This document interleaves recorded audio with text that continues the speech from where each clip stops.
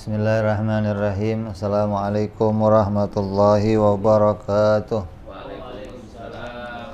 Al-Fatihah ila ruhi Sayyidina Habibina Syafi'ina Rasulullah Sayyidina Muhammad ibn Abdullah sallallahu alaihi wa ala alihi wa sahbihi wa azwajihi wa dhurriyyatihi. Inna Allah ya'li darajatihim bil jannah wa yanfa'una bi asrarihim wa anwarihim wa ulumihim wa nafahatihim wa barakatihim fid dini wa dunya wal akhirah wa ja'aluna min hisbihim wa yarzuquna mahabbatahum wa yatawaffana ala millatihim wa yahsyurna fi zumratihim bil afiyatin wa salamatin lahumul fatihah. A'udzu billahi minasy syaithanir rajim. Bismillahirrahmanirrahim. Alhamdulillahi rabbil alamin arrahmanir rahim maliki yaumiddin iyyaka na'budu wa iyyaka nasta'in ihdinas siratal mustaqim siratal ladzina an'amta 'alaihim ghairil maghdubi 'alaihim waladdallin amin. Kita baca niat taklim. Bismillahirrahmanirrahim. Nawaitu ta'alluma wa ta'lima wa tadhakkura wa tadhkira wa naf'a wal intifa'a wal ifadata wal istifadata wal hitha ala tamassuki bi kitabillahi wa sunnati rasulillah sallallahu alaihi wasallam wa du'a ilal huda wa dilalata alal khairi ibtigha'a mardatihi wa qurbihi wa thawabihi wa husnil khatimah ma'al lutfi wal afiyah wa salahil akibah. Bismillahirrahmanirrahim. Alhamdulillahirabbil alamin. Wassalatu wassalamu ala asyrafil anbiya'i wal mursalin sayyidina wa habibina wa syafi'ina wa maulana Muhammadin sallallahu alaihi wa ala alihi wa sahbihi ajma'in, amma ba'du. Qala musanniful kitab Hadratus Syekh Imam Nawawi Al-Bantani rahimahullah wa ghafara lahu wa liwalidayh wa sahibul matan Sayyid Abdullah bin Husain bin Tahir rahimahullah wa ghafara lahu wa liwalidayh wa nafa'ana bihima fid darain. Allahumma aftah qulubana futuhal arifin wa bihidmatika wansur alaina birahmatika ya arhamar rahimin. Ila anqal, sampai kepada wa tu'mina bimalaikatillah, dan yang berikutnya wajib beriman kepada malaikat Allah. Siapa itu malaikat? Huwa ajsamun latifatun balighuna fil kautsar balighuna fi kathratin ila haddin la ya'lamuhu illallah ta'ala sufa'a'ullahi sadiquna fima akhbaru bihi anhu ta'ala. Apa yang harus kita imani kepada malaikat Allah? Yang pertama, malaikat itu adalah makhluk atau hamba Allah yang diciptakan dari materi yang lembut. Materi yang Contohnya materi lembut kayak apa? Materi yang lembut kayak apa contohnya? Hah? Halaman 36.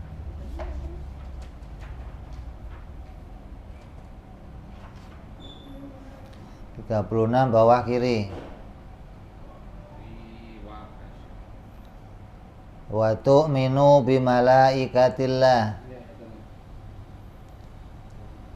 Malaikat diciptakan dari jisim-jisim yang lembut atau materi yang lembut kayak angin, kayak cahaya. Artinya tidak bisa kita gapai, nggak bisa kita.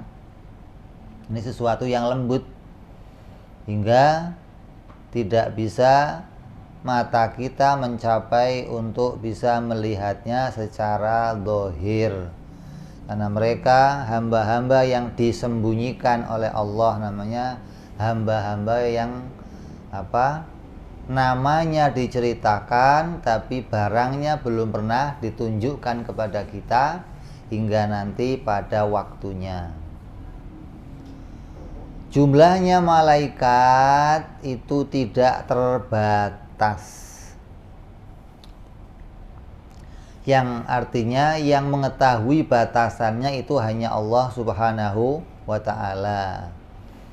Mereka para malaikat adalah hamba-hamba Allah yang senantiasa taat kepada Allah. Yang nggak boleh kita salah ngimani, jangan mengimani malaikat itu pembantu Allah. Keliru ini. Allah tidak butuh bantuan siapapun. Justru malaikat itu dibantu oleh Allah untuk jadi hamba yang taat. Malaikat nggak dikasih nafsu oleh Allah hingga mereka jadi hambanya Allah yang senantiasa taat kepada Allah untuk selama-lamanya. Jadi jangan ngomong Allah kerjanya jadi ringan dibantu malaikat. Lo kira Pak RW dibantu Pak RT jadi ringan gitu? Jadi jangan sampai menganggap malaikat adalah pembantu Allah, tapi malaikat adalah hamba-hamba yang senantiasa taat kepada Allah. La ya'kuluna wa la yashrabun. Mereka tidak makan, tidak minum. Wala yatawaladun. Mereka juga tidak diperanakkan dan gak punya anak. Wala yatanakahun. Mereka gak menikah. Wala yatanamuna. Mereka gak tidur. Wala yuktabu amalahum. Dan amal mereka tidak dicatat. Kenapa? Kenapa amalnya gak dicatat? Wong malaikat yang bagian nyatet lah, yang nyatet siapa lagi nanti? Ntar muter-muter lagi. Malaikat tukang nyatet amal, malaikat dicatat amalnya. Nanti ada malaikat lagi gitu. Nanti nggak kelar-kelar dong. Mereka nggak kawin, kenapa? Karena mereka nggak berjenis kelamin, bukan laki, bukan perempuan. Jadi nggak ada jenis kelaminnya hingga mereka tidak ada pernikahan, tidak ada perkawinan bagi para malaikat. Nah, tugasnya malaikat hanya apa? Ibadah kepada Allah untuk selama-lamanya. Mereka tidak dihisab, wala yuhasabuna wala yuhsyaruna ma'al insi wal jinni yadkhulunal jannata wa yatana'amuna fiha bima sya'allahu ta'ala. Namun mereka tetap digiring bersama manusia dan jin nanti di padang mahsyar. Mereka tidak dihisab oleh Allah, tapi tetap digiring melalui padang mahsyar dan akan dimasukkan ke dalam surga dan merasakan kenikmatan di dalam surga sesuai dengan manusia. Caranya gimana? Kalau manusia kan makan, minum, bisa ngerasain kenikmatan. Lah kalau malaikat, caranya gimana? Mereka dapat kenikmatan di dalam surga. Caranya mereka dapat nikmat gimana? Dengan berzikir. Kalau kamu kan makan apel dapat rasa apel. Malaikat cukup zikir, satu zikir dapat rasa apel. Nanti zikir yang lain ganti rasa anggur. Zikir yang lain ganti hubungan sama perempuan. Zikir ini rasanya makan. Jadi Allah mampu menjadikan rasa itu kepada malaikat dengan cara yang Allah kehendaki.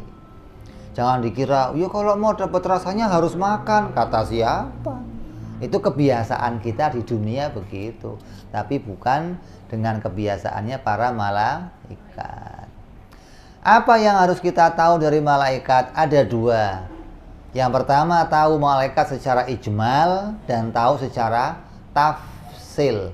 Tahu secara ijmal artinya mengimani malaikat jumlahnya banyak. Nggak usah dihitung berapa. Tahu malaikat secara tafsil jumlahnya ada 10. Itu harus tahu dan hafal. Kalau nggak tahu, dosa. Siapa 10 itu? Pertama, malaikat Jibril alaihi salam. Tugasnya apa?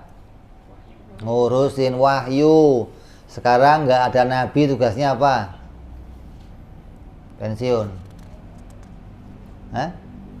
Tugasnya apa? Ya Allah kasih tugas yang lainnya. Di antara yang paling istimewa apa? Kalau ada orang mati, dia mati dalam keadaan membawa wudhu, maka malaikat Jibril hadir ke makamnya. Jadi jangan sampai putus wudhu, usahakan terus punya wudhu hingga kita mati dalam keadaan mulia. Terus yang kedua, malaikat Israel, apa tugasnya? Mencabut nyawanya siapa? Siapa saja, hingga semut, kucing, corona mati yang nyabut malaikat Israel. Siapapun juga, sampai malaikat Israel nanti paling akhir ketika semua mati, dirinya belum mati. Caranya dia mati gimana? Dicabut ruhnya sendiri. Karena dia yang bagian nyabut ruhnya sendiri pun dia yang tugasnya nyabut. Hingga kata dia apa? Kalau tahu dicabut ruh sakitnya begini, pasti saya dulu pelan-pelan nyabut ruhnya manusia. Ya wong nyabut listrik kan nggak tahu rasanya ente. Hah? Coba kamu nyolokin listrik, kamu cabut, main cabut aja kan. Kalau kamu tahu itu ada rasanya, pasti kamu akan. Malaikat Israel mengatakan, andai saya dulu tahu rasanya begini, pasti saya akan lebih pelan-pelan untuk mencabut nyawanya orang yang beriman. Terus Jibril, terus Mikail bagian membagi rezeki, hingga rezekinya siapapun juga itu diantarkan oleh malaikat Mikail. Pembagian rezeki ada dua macam, ada yang diantarkan, ada yang orangnya digiring ke tempat rezeki. Beda ini. Ada yang rezekinya diantar, kayak contoh kamu tahlilan, kamu nggak ikut tahlil, sakit. Yang punya acara nganterin berkat ke rumah kamu, itu namanya rezekinya dianterin. Beda lagi sama semut, kamu minum teh di sini, tahu ada rombongan semut datang. Penciumannya tajam, semut kok pencium, hidungnya aja sak kiprit kok penciumannya tajam. Lah kok tahu? Digiring malaikat Mikail. Semut, rezeki kamu di sana tuh. Digiring sampai ke tempat rezekinya. Itu yang giring malaikat Mikail. Begitupun rezekinya manusia di dunia. Jadi kalau kamu kok dapat rezeki di sono, di sini, karena kamu digiring oleh malaikat Mikail ke tempat itu hingga sampai dapat rezeki kamu. Terus apa lagi? Jibril, Israel, Mikail, Israfil bagian meniup sangkakala. Terus Munkar, Nakir bagian apa Munkar Nakir? Hah?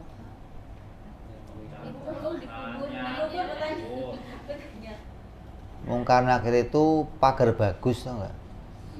Kalau manten pagar bagus itu pagar ayu ya. Bagian apa?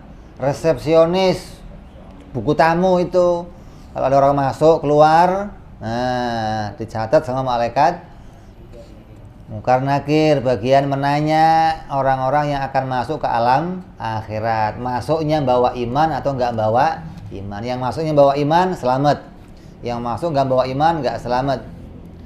Terus malaikat Raqib Atid, bagian pencatat amal baik dan amal buruk.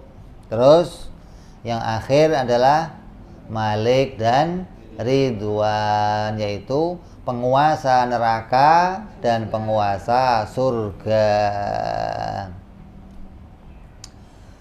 Malaikat Malik itu anak buahnya namanya siapa? Zabaniyah, yang jumlahnya ada 19 yang tercatat dalam Al-Quran. Itu yang harus kita imani secara terperinci. Kadang ada ulama yang nambahin malaikat hamalatul arsy, malaikat yang menjunjung singgasana Allah arsy, yang jumlahnya ada 4 malaikat, yang nanti pada hari kiamat akan ditambah oleh Allah jadi jumlahnya 8. Itu yang harus kita ketahui. Adapun yang lainnya cukup kita tahu jumlah mereka ada banyak.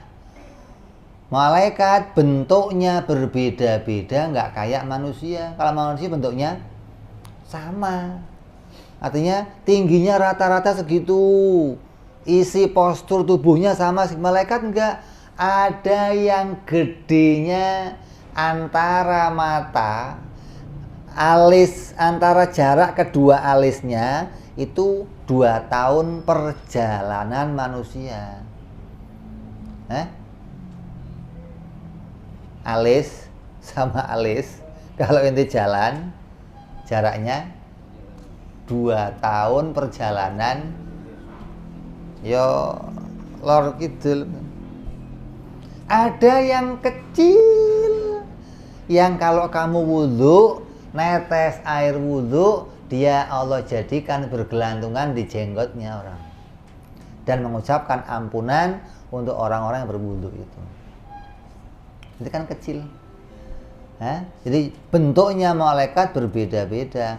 Hingga Nabi Muhammad SAW pernah mau berjumpa dengan malaikat Jibril. Ya Jibril, saya pengen lihat wujud kamu. Kata Jibril, nggak bisa ya Nabi, dunia ini nggak muat kalau saya muncul ke dunia. Terus gimana? Ketika Nabi Isra Mi'raj, barulah malaikat Jibril menampakkan wujudnya di angkasa, di langit. Oh, segini gedenya kamu, pantas bumi nggak muat untuk nampung kamu. Itu besarnya para malaikat Allah, itu berbeda-beda antara yang satu dengan yang lainnya. Siapa pemimpinnya malaikat? Ada yang mengatakan yang paling masyhur malaikat Jibril alaihi salam. Di samping dia menyampaikan wahyu kepada para nabi, dia juga menyampaikan berita kepada bangsa malaikat, karena dia pemimpinnya. Batas itulah yang harus kita imani tentang para malaikat. Terus yang berikutnya, iman kepada para rasul. Wa anbiya'ihi aidan, nabi dan rasul, fayajibul imanu bihim ijmalan wa hum 313 wakila 14 wakila 15. Wajib kita iman kepada mereka secara global. Global itu apa? Secara garis besar gitu loh, tidak terperinci. Berapa jumlah mereka secara garis besar? Ada yang mengatakan Rasul itu 313, ada yang mengatakan Rasul itu 314, ada yang mengatakan Rasul itu 315. Jadi yang paling benar berapa? Berapa? 13, 14, 15. Nggak ada semua. Terus jangan diambil satu hitungan pun apabila pengen aman. Cukup jumlah mereka banyak. Lah berapa banyaknya? Nggak tahu. Kalau kita ambil salah satunya, kenapa? Ya kalau pas bener, kalau kurang, kalau nambahin. Jadi biar kamu aman, jangan dihitung yang manapun. Yang paling aman cukup mengatakan jumlahnya banyak. Ini secara apa? Global atau garis besar. Wal anbiya'u mi'ata wa arba'atun wa ishruna alfan. Afada Syekhul Atiyah, kata Imam Syatiyah, kalau Nabi jumlahnya ada 124.000. Jumlah ini diambil dari mana? 313 diambil dari sama dengan jumlahnya sahabat Nabi yang ikut perang Badar. Perang Badar jumlahnya 313. 124.000 Nabi diambil dari mana? Jumlahnya sahabat Nabi. Sahabat Nabi jumlahnya semua 124.000. Tapi jumlah ini yang lebih ahsan, tidak kita ambil salah satunya, itu lebih aman. Wa yajibul imanu bil anbiya'i wal mursalina al madhkurina fil qur'ani khamsatin wa ishrina. Dan yang berikutnya wajib pula iman. Ini iman secara tafsil namanya. Secara apa? Atau terperinci. Artinya kamu harus mengetahui satu persatunya. Kalau tadi kan cukup banyak kayak beginilah. Yang kerja di klinik Pratama Cipinang berapa orang? Banyak.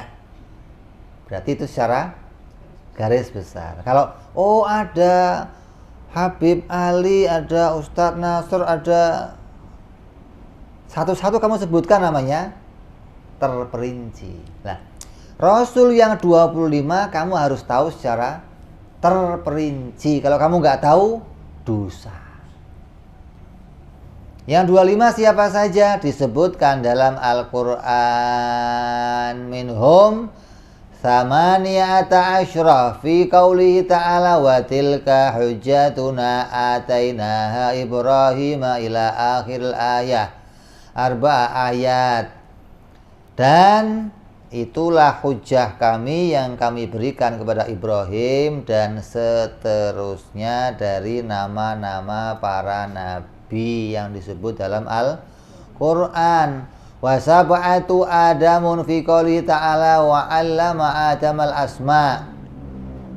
Wa Muhammadun fi qouli ta'ala wa Muhammadur Rasulullah sallallahu alaihi wasallam fi suratil Fatah. Wa Idris wa Dzulkifli fi suratil Anbiya. Fi qouli ta'ala wa Idrisa wa Dzulkifli qaulun minas sabirin. Wa Huda wa Saleh wa Syu'aib fi suratil Hud. Fi qouli ta'ala wa ila adin akhahum Huda wa ila Thamud akhahum Salihah wa ila Madyana akhahum Syu'aiba wa yajibul imanu bihim tafsilan. Dan wajib iman pada mereka secara tafsil atau terperinci. Lah kalau saya nggak hafal urut-urutannya gimana, Bib? Nggak apa-apa, yang penting 25 hafal. Andai kamu disebut begini, Adam siapa? Nabi, kamu tahu. Nuh siapa? Nabi, kamu tahu. Muhammad siapa? Nabi. Nah, kalau Udin siapa? Oh, bukan Nabi itu. Kamu tahu berarti. Kalau Udin, Nabi bukan ya? Oh, dosa, kamu nggak tahu. Sugeng siapa? Nabi bukan ya? Hati-hati kamu nggak tahu itu. Walaupun kamu nggak tahu urutannya.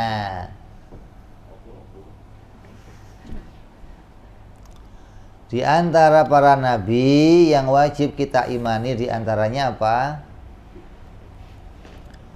Fa idza ankara nubuwata aw risalata wahidin minhum ba'da ta'limihi kafara. Coba. Apabila seorang mengingkari terhadap kenabian dan kerasulan salah seorang dari mereka setelah mereka mendapat pelajaran, maka hukumnya kafir, nggak ada toleransi nih. Yang ingkar Nabi hukumnya kafir. La annahu yakfuru ibtidaan bal huwa asin afada syiatiyah. Bukan kafir bahwasannya ia menjadi kafir pada permulaannya sebelum mendapatkan pengajaran, akan tapi ia hanya dihukumi sebagai pendurhaka saja apabila dia sudah mendapatkan pengajaran. Kalau belum dapat pelajaran gimana hukumnya? Maksiat. Tapi kalau sudah dapat pelajaran, tahu itu Nabi, ditolak, hukumnya kafir. Kenapa orang Yahudi kafir? Padahal nyembah Allah. Kenapa kafir? Menolak Nabi Isa sebagai Nabi. Kenapa orang Nasrani kafir? Menolak Nabi Muhammad Sallallahu Alaihi Wasallam. Mereka orang Yahudi Nasrani ngakui nabi-nabi. Nabi Adam diakui, Nabi Ibrahim diakui, Nabi Nuh diakui. Tapi ada nabi yang nggak diakui, nggak ngakui nabi itu hukumnya kafir. Apalagi ditambah ngaku Nabi Isa sebagai Tuhan, tambah lagi kafirnya.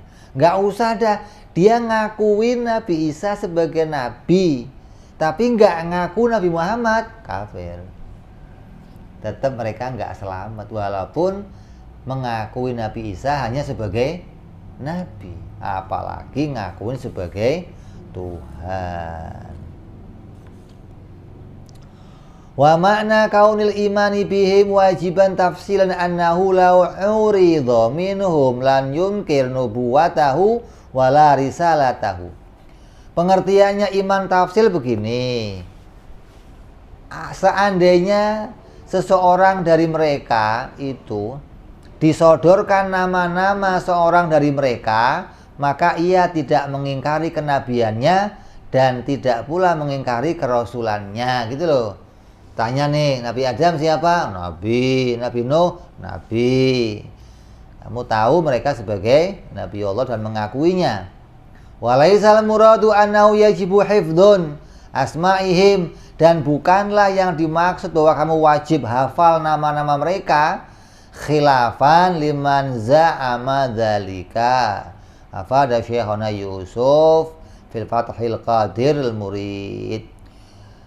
Hal itu beda dengan pendapat yang menyangka harus menghafalkan. Jadi ada dua pendapat ulama yang mengatakan harus hafal, ada yang mengatakan cukup tahu.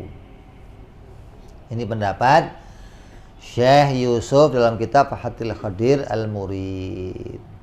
Terus yang wajib diimani pula apa pada para nabi? Mereka orang yang semuanya punya sifat sidik, tabligh, amanah, dan fatona. Dan semua nabi pasti laki, gak ada perempuan. Walaupun perempuan kedatangan malaikat Jibril, tetap mereka gak jadi nabi. Ada gak perempuan yang kedatangan malaikat Jibril? Ada gak? Siapa?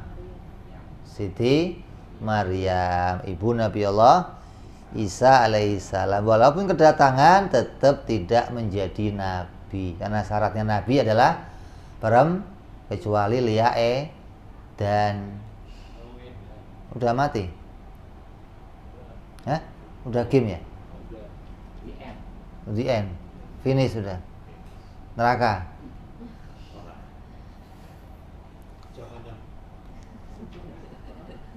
Itu yang harus diimani. Wajib iman bahwa mereka sidik, tabligh, amanah, fatona, mereka laki-laki, mereka orang yang merdeka.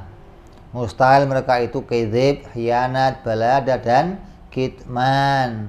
Mereka dijaga oleh Allah dari memiliki sifat manusia yang mengurangi derajat kenabiannya. Gak boleh kamu iman ada nabi yang cacat, gak boleh. Kayak siapa contohnya? Ada nggak nabi yang cacat? Hah? Hati-hati, ini cerita Yahudi tuh. Nabi Musa kalau ngomong cadel. Ini astagfirullah. Mana ada nabi cadel? Hadis Nabi SAW kata Nabi apa? Semua nabi diciptakan Allah, dilahirkan dalam wajah ganteng dan lisan yang fasih.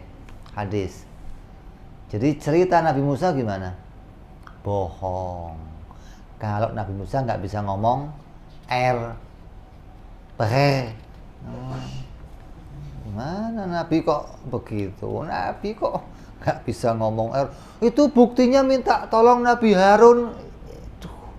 Rusaknya begitu udah. Nggak ada hubungan sama Nabi Harun. Tiap Nabi diciptakan oleh Allah dalam keadaan fasih. Begitupun nabi-nabi yang lain, nanti kita cerita perinciannya secara benar agar iman kita nggak rusak kepada para nabi. Sekarang banyak orang-orang yang salah baca, beli kitab-kitab yang nggak jelas, isinya kitab yang rusak.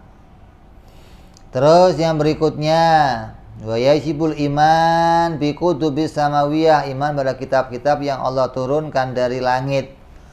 Wa yajibu jazmul aqidati bima warada fil Qur'ani min inzilalit Taurat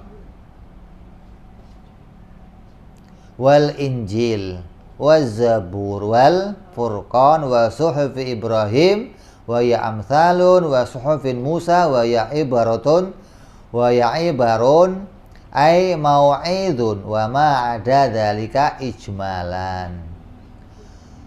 Wajib hati kamu mantep bahwa Allah Subhanahu wa ta'ala menurunkan kitab suci yang jumlahnya banyak. Berapa? Banyak. Jangan dihitung berapa jumlahnya, itu iman secara ijmal, secara global, secara garis. Jadi Allah punya malaikat banyak, Allah punya para nabi banyak, Allah punya kitab banyak, itu iman secara global. Adapun iman terperinci, maka kitab yang wajib kita imani ada 4. Yang pertama Az-Zabur, terus At-Taurat, terus Injil, terus Al-Quran. Ada pula ditambah namanya suhuf. Apa itu suhuf? Lembaran-lembaran yang diturunkan yang berisi berbagai macam petunjuk. Rupanya apa? Peribahasa-peribahasa. Itu turun untuk Nabi Ibrahim wa Musa, gitu kan. Ada suhuf pula turun ke Nabi Musa. Jadi Nabi Musa dapat 2. Sebelum dapat Taurat, dapat suhuf. Setelah suhuf dapat, diperintah naik ke Gunung Sinai, pulangnya dapat Taurat. Isinya suhuf Nabi Musa apa? Isinya adalah petuah-petuah atau nasihat-nasihat kepada Bani Israel alaihi salam. Bani Israel itu anak keturunan Nabi Allah Ishak yang julukannya Israel. Waman ankara ayatan minal Quran kafaro. Siapa yang ingkar 1 ayat saja dari Quran, maka hukumnya kafir. Makanya seringkali wanita ada yang ingkar. Hati-hati. Saya mah cocok di Quran semua, Pip. Yang nggak cocok apa? Itu masna, wasulasa, waruba. Saya nggak cocok tuh, Pip. Laki-laki boleh kawin 2, 3, atau 4. Nah, itu nggak cocok saya, Pip. Oh, ingkar, kafir. Ingkar nggak? Mau kawin? Nah, begitu. Lah ya, kalau ingkar hukumnya jadi boleh 2. Maksudnya harus setuju. Kamu nggak boleh menolak ayat tersebut. Banyak wanita dikatakan, kalau ada wanita pengen mencari jalan ke surga dengan mudah dari jalan mana saja kamu bisa ridho kalau suaminya kawin lagi. Kata harimnya apa? jalannya satu aja nggak apa-apa lah, Bib, nggak usah banyak-banyak, Bib. Yang penting jangan kawin lagi suami saya. Jadi kalau sama ayat ini kayaknya nggak cocok loh, gerah. Padahal ini ayat bukan perintah. Ini ayat bukan anjuran, bukan. Nabi nggak pernah nganjurin berapa istrinya? Satu, kawin lagi. Nggak pernah begitu, nggak pernah. Nabi hanya membolehkan kalau mau kawin lagi. Sebelum Nabi Muhammad itu para laki-laki punya istri berapa? Lebih dari 4, ada yang 25, ada yang 35, ada yang 75. Nabi Dawud istrinya 100. Tapi setelah Nabi Isa alaihissalam cukup 1, nggak boleh nambah. Pindah ke Nabi kita boleh lebih dari 1, nggak boleh lebih dari 4. Jadi cukup 4. Kalau 4 nggak kamu ambil di dunia, nanti diambil Cina. Apa nggak sayang ente? Mau? Kan perempuan sama laki-laki banyak mana sekarang? Jadi kalau perempuan nggak mau ikut ayat Quran, dia nggak punya solusi, tahu nggak? Ini solusi yang luar biasa. Ketika laki-laki dan perempuan lebih banyak perempuan, Allah kasih solusi terbaik. Pengen? Jangan ngadu-ngadu nanti mas. Jadi siapa yang ingkar satu ayat Quran, maka dia kafir. Begitupun ayat Quran yang lainnya, seperti diantaranya fa'lam annahu la ilaha illallah. Apa artinya? Kamu diperintah berpikir tentang sifat-sifat Allah subhanahu wa ta'ala. Siapa yang ngomong nggak usah mikir-mikir sifat Allah, ingkar sama Quran dia. Begitupun ayat-ayat yang lainnya harus kita terima sepenuhnya. Wa min baqiyatil kutubi lam yakfur li anna la na'lamu yaqinan annaha minha.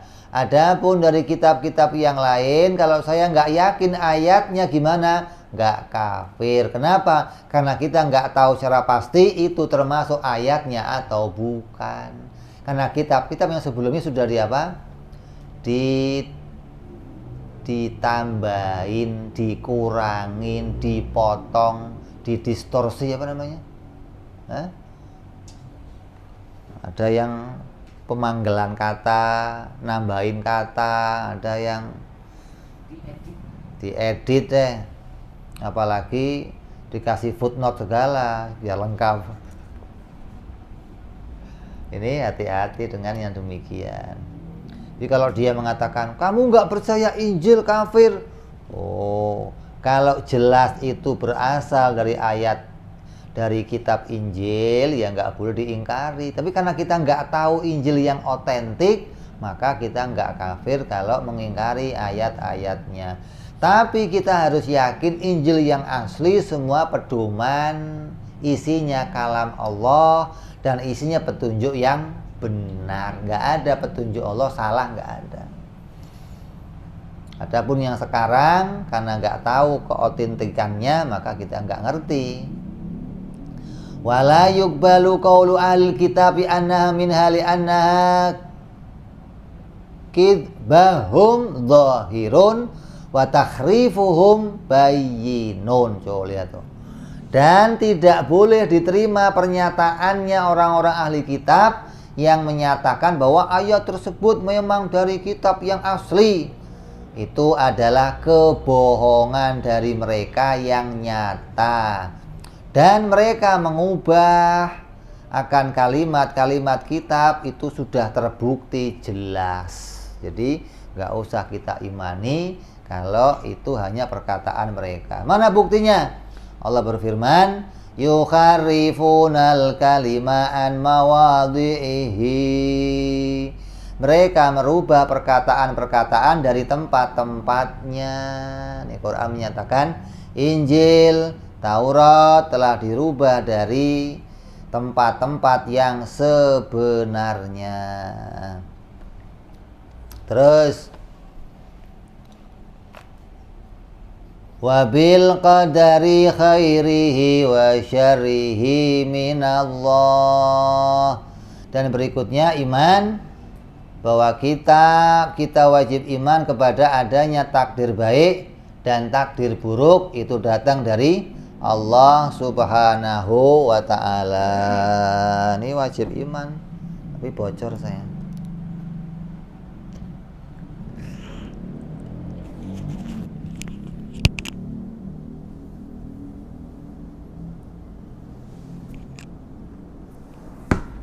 Aduh.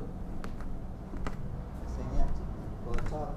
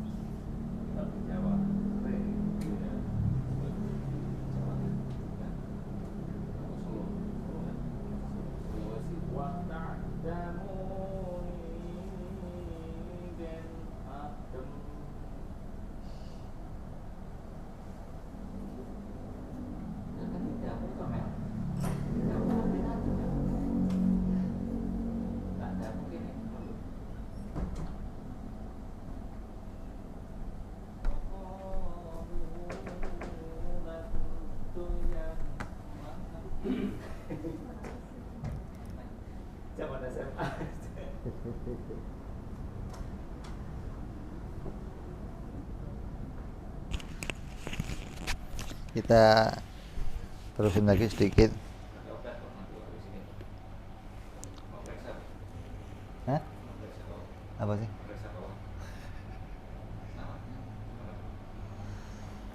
Bismillahirrahmanirrahim. Berikutnya iman kepada takdir.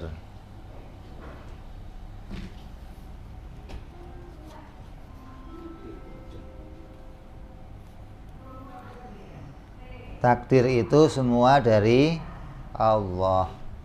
Wa ma'nal imanu bihi ay an ta'taqida anna Allah qaddara al-khaira wa syarra qabla al-khalqi khalq. Wa Allah Subhanahu wa ta'ala itu zat yang mentakdirkan. Artinya Allah Subhanahu wa ta'ala telah menentukan nasib yang berupa nasib baik ataupun nasib buruk sebelum penciptaan makhluk. Sebelum makhluk diciptakan sudah selesai semua ketetapan Allah. Kamu nasibnya gimana, dia nasibnya gimana, fulan nasibnya gimana. Allah tentukan sesuai dengan kehendaknya Allah sendiri. Wa anna jami'al kainat biqada'illahi ta'ala wa qadarihi wa huwa muridun lahuma.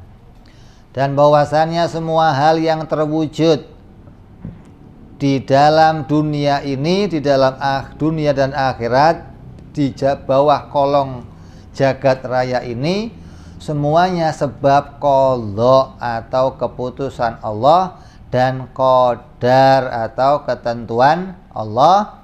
Maka dialah zat yang menghendaki takdir yang baik dan takdir yang buruk. Jangan sampai kita kayak orang-orang Wahabi, kayak orang Mu'tazilah yang mengatakan yang baik-baik dari Allah, yang buruk-buruk dari kita. Apabila itu sebatas ucapan, maka itu namanya sopan santun. Kalau itu jadi keyakinan, maka itu rusak imannya. Tidak boleh meyakini yang demikian. Keimanan harus ini imannya, baik buruk dari Allah. Walaupun ucapannya, zahirnya yang baik dari Allah, yang buruk dari saya, boleh kalau itu sebatas lisan, sebatas sopan santun. Karena kalau diucapkan nggak layak kita ngomong itu maksiat yang bikin Allah, nggak layak. Tapi fil hakikat kita harus mengimani apapun yang muncul semua diciptakan oleh Allah. Mau itu bentuknya kebaikan, keburukan, yang munculin Allah. Contoh. Di film itu isinya jagoan semua apa ada bajingannya? Bajingan. Ada penjahat, antagonis ada? Ada. Yang bikin siapa? Sutradara. Jagoannya siapa yang bikin? Nah itu begitu harus. Itu fil makna hakikat harus begitu. Semua yang muncul di jagat ini yang bikin Allah. Adapun pada zahirnya, karena kita terikat pada aturan amal, ketika ada orang berbuat jelek, maka dia suruh ngakuin kamu yang berbuat jelek. Gitu loh. Kalau berbuat baik kita ngakuin ini atas pertolongan Allah. Itu makna zahir namanya. Jangan dibalik. Kalau dibalik jadinya nanti Jabariyah.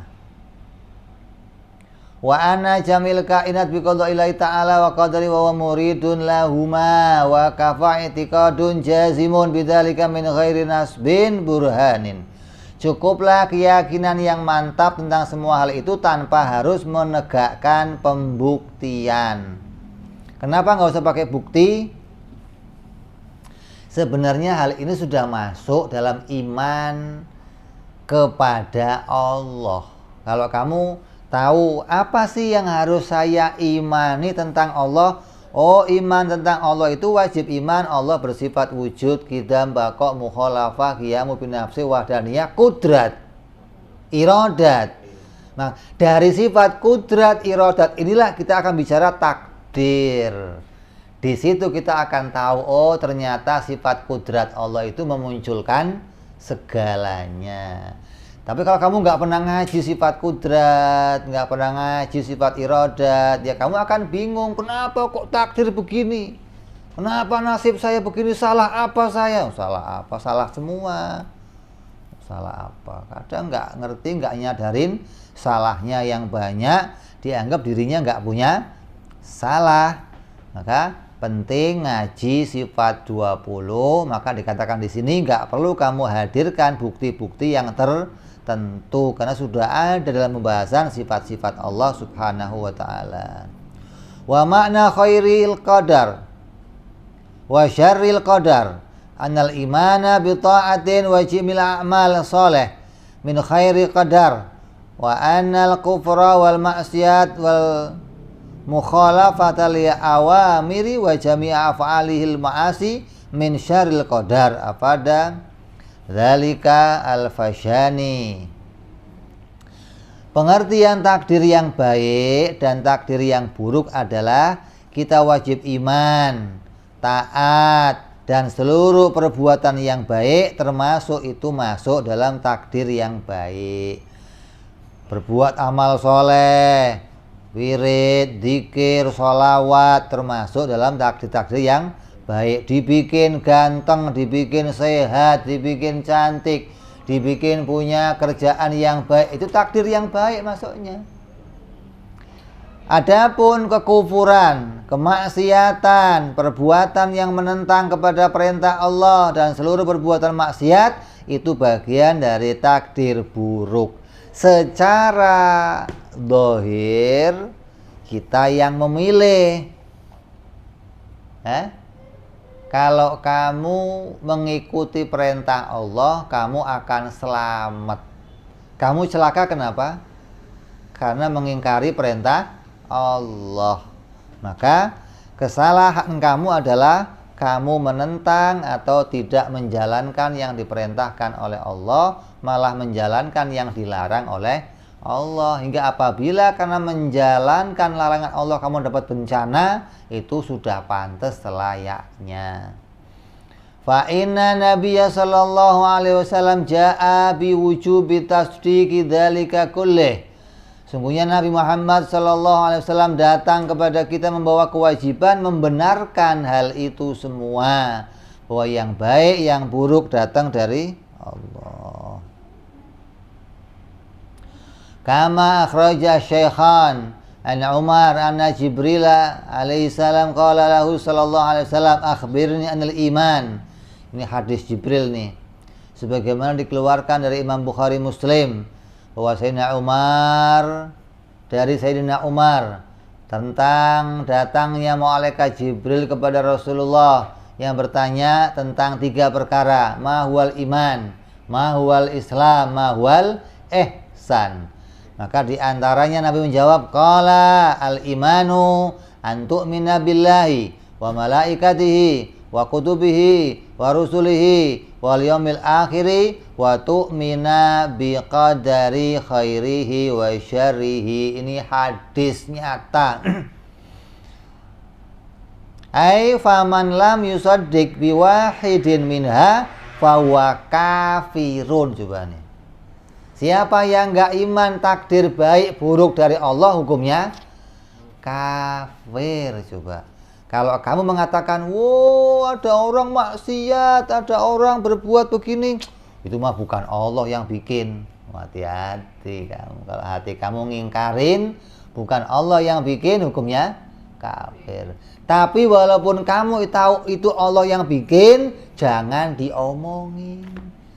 Kamu kok enggak setelah subuh, kenapa? Gimana lagi dibikin Allah begini sih? Enggak boleh begitu. Fil hakikat harus iman, tapi pada zahir nggak boleh kita ucapkan. Yang kamu ucapkan harus alasannya. Iya, semalam nonton bola saya kesiangan. Nah, begitu harusnya. Walaupun fil hakikat tahu itu ketentuan Allah Subhanahu wa ta'ala.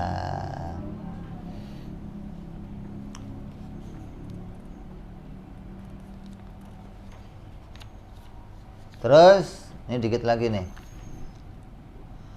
Anahu sallallahu alaihi wasallam khatamun nabiyyin. Bahwasanya Nabi Muhammad adalah penutup para nabi, kharijin litakunu syari'atuhu akhiru syara'i fala tunsikhu tansakhu bighairiha. Bahwa Nabi Muhammad adalah penutup para nabi dan agama atau aturan Nabi Muhammad tidak akan ada yang menghapusnya sampai hari kiamat. Wal yazdada tarakkihi sallallahu alaihi wasallam bil kamalati min ibtada'i khalqin ila ma la nihayatan lahu.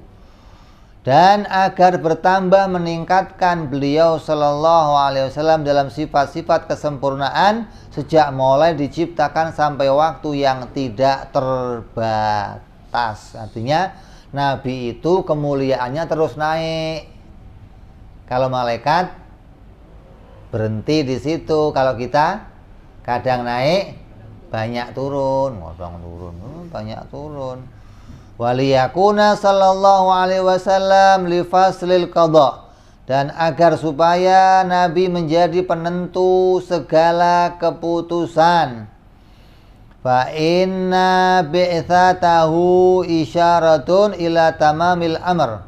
Sungguhnya bahwa diutusnya Nabi Muhammad itu sebagai berita sudah tercapainya kesempurnaan perkara dalam agama Islam ini. Agama itu tiap nabi ke nabi ada tambahan. Nabi Adam ke Nabi Nuh ada tambahan, Nabi Nuh ke Nabi Ibrahim ada tambahan. Terus kenapa? Karena tambahnya generasi, tambahnya perubahan zaman, Allah menambah perintah untuk kita. Sampai pada zaman Nabi Muhammad itu puncaknya penambahan dan tidak ditambahkan lagi karena sudah disempurnakan oleh Allah. Ayatnya tadi apa? Al-yauma akmaltu lakum dinakum wa raditu lakumul islama dina. Wala wa amma min khaitu khalqan nuri Muhammadiyah fa huwa awwalu khalqillah. Adapun diukur dari penciptaan cahaya Nabi Muhammad, maka beliau yang diciptakan pertama kali. Jadi awal dalam penciptaan, akhir dalam kepengutusan. Diciptakannya yang pertama, diutusnya yang terakhir. Fa huwa sallallahu alaihi wasallam awwalu wa akhiru fali annahu huwa maqsudu min hadzal alam. Nabi Muhammad adalah makhluk yang paling utama dan yang paling akhir, yang pertama dan paling akhir, dan karena sungguhnya penciptaan beliau adalah tujuan dari penciptaan alam semesta ini. Maksudnya dia rahmatan lil alamin. Kalau kamu lihat judul film Superman, ada Superman, Pak Superman, itu isi filmnya mau terangin siapa? Ya Superman itu mau diterangin. Walaupun dalam isinya ada macem-macem, tapi intinya mau nerangin itu. Kenapa? Karena dia jadi tokoh utamanya. Alam raya ini dari awal sampai akhir itu mau nyeritain Nabi Muhammad doang. Di awal Nabi Adam sudah diceritakan, ke Nabi Nuh diceritakan, ke Nabi terus. Intinya dunia ini diisi dengan sosok jagoannya Nabi Muhammad SAW. Lah, otak kamu sudah dicuci sama Yahudi. Otak kamu udah dicuci sama Nasrani. Hingga apa? Kamu tidak pernah mengunggulkan Nabi Muhammad. Kamu menganggap ada yang lebih unggul dari Nabi Muhammad, padahal tidak ada satupun. Setiap kamu lihat apapun, Nabi Muhammad harus lebih unggul. Hati kamu harus begitu. Kamu lihat sosok siapapun, Nabi Muhammad di atasnya dia. Manusia terbaik, bapak terbaik, kepala negara terbaik, nabi terbaik, tetangga terbaik, orang tua terbaik, kakak terbaik, ponakan terbaik, semua yang terbaik ada pada diri Nabi Muhammad SAW. Tapi karena otak kamu dicuci, lihat jagoan ini, wah hebat, Nabi nggak terpikir lagi. Dia sosok ini hebat, Nabi nggak terngiang lagi.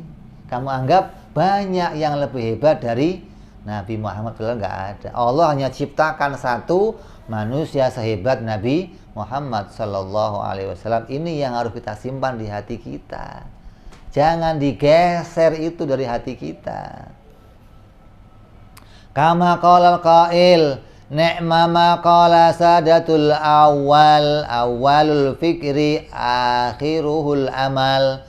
Maka sebaik-baiknya ucapan adalah yang disabdakan oleh sang pemimpin manusia, manusia yang terdepan, yang awal dalam fisik, dalam fikir non fisik, dan yang akhir dalam fisik. Ini menunjukkan bahwa awalnya dia diciptakan dalam bentuk cahaya, akhirnya diciptakan dalam bentuk manusia. Afadahu al-Bajuri.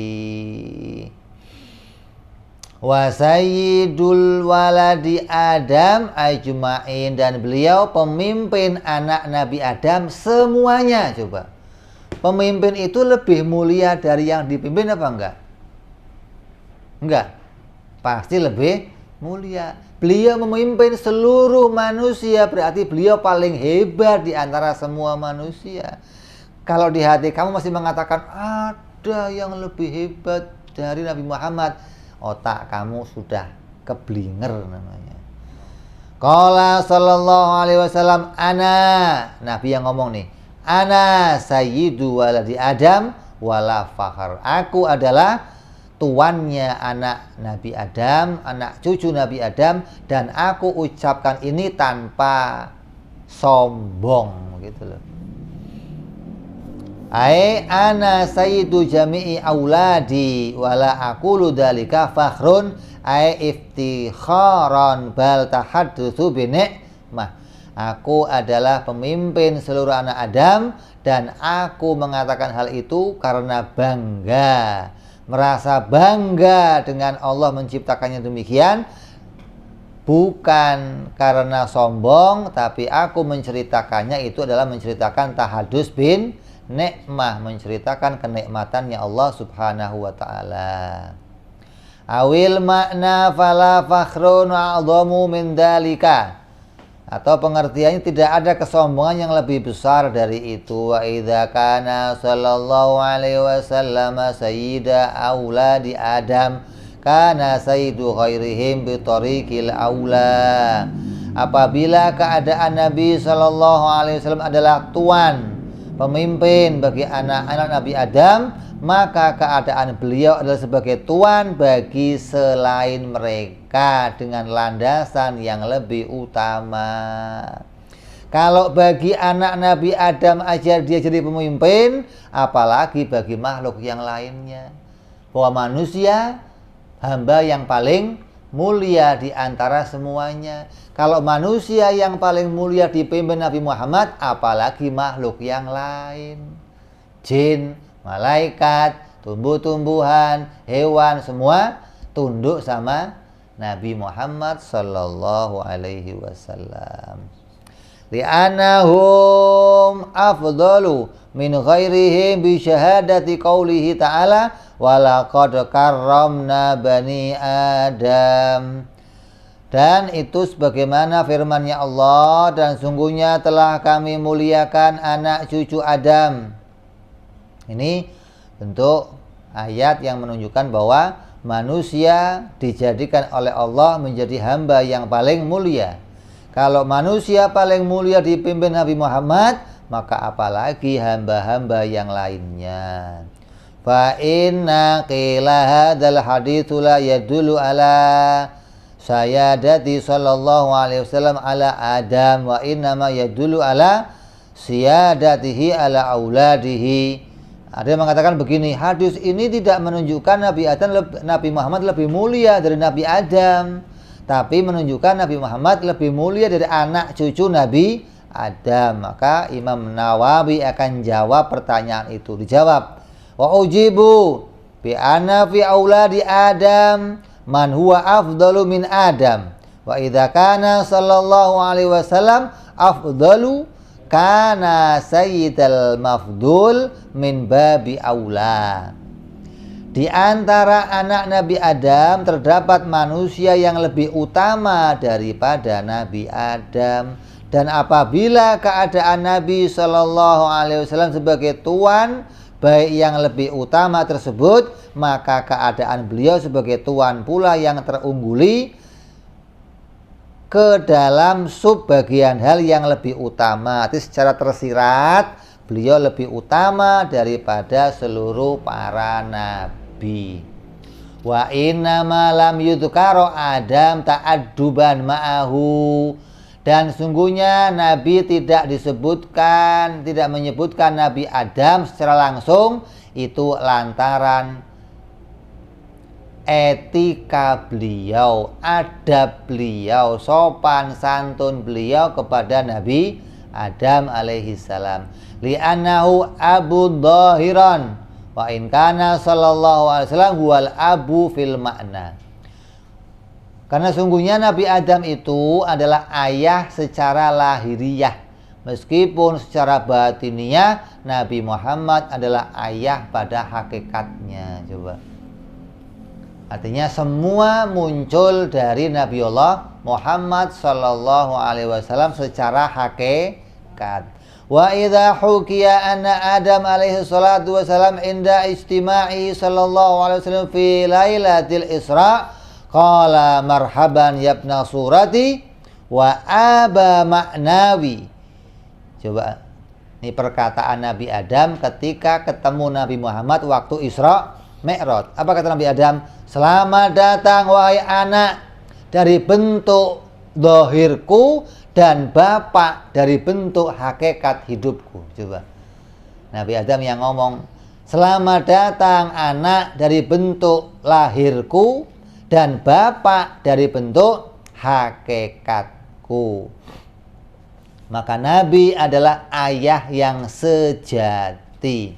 Wa ujiba bi annal murada bi waladi Adam ma yashmulu Adam. Dan hal itu bisa dijawab pula yang dimaksud anak Adam adalah meliputi Nabi Adam dan anak keturunannya. Begitu. Kama yaquluna Banu Tamim wa yuridu bihim ma yashmalu Tamiman wa banihi. Wa hakadha afadahul Bajuri rahimahullah. Ini selesai kita bicara tentang rukun iman yang wajib kita ketahui, yang dibawa oleh Nabi Muhammad SAW sebagai nabi penutup dan semulia-mulia para nabi. Insyaallah kita lanjutkan yang akan datang, bicara bab yang berikutnya. Wallahu a'lam bishawab. Wa ila hadratin Nabil Fatihah. A'udzubillahi minasyaitonir rajim. Bismillahirrahmanirrahim. Alhamdulillahirabbil alamin arrahmanir rahim maliki yaumiddin. Iyyaka na'budu wa iyyaka nasta'in. Ihdinas siratal mustaqim. Siratal ladzina an'amta 'alaihim ghairil maghdubi 'alaihim waladdallin. Amin.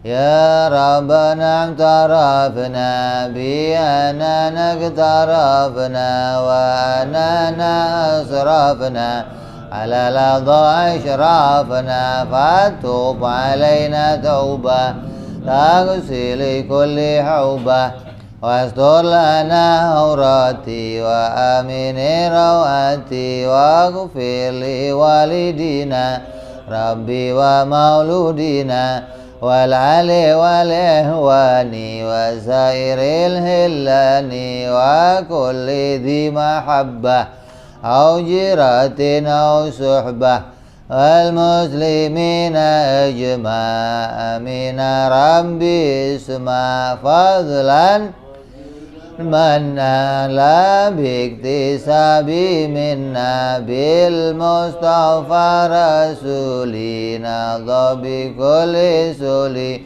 salla wa salam rabbi alaihi andal habbi wa alihi wa sahbihi dada tasi suhbi walham ilahi fil badi wa tanahi subhana rabbika rabbil izzati amma yasifun salamun alal mursalin walhamdulillahi rabbil alamin. Assalamualaikum warahmatullahi wabarakatuh.